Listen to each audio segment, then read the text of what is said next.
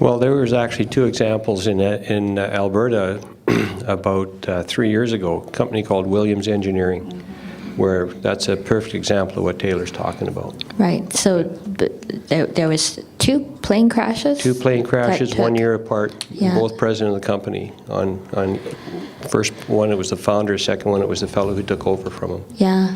And I don't know how Williams survived for that, but there's the argument for doing what we're talking about. And they did survive, so Yeah. they must have. Have you, through ABFI or other things, seen other examples of that? Not necessarily through ABFI, but yeah, I know of lots of those situations. We've tried to prepare ourselves. We put a lot of things in place, used advisors, to prepare if something were to happen to one of us, all three of us, my dad, what would that look like, and what would happen, and then how do we keep the company going?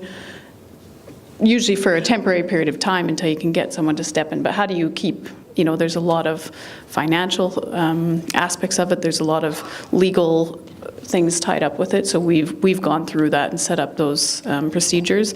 We did also do something we call it the death drill.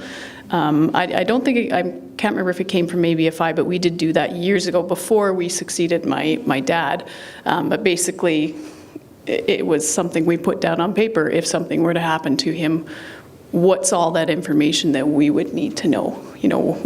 A lot of time, he knows exactly where everything is, and he's got assets over here, that type of thing. But if something were to happen to him and you lose that knowledge, how do we access that, and how do we kind of protect the business and protect, in our case, the family? Right. So we went through and we call it the death drill, so we still have that written down, and we try to update it regularly. That's really good advice.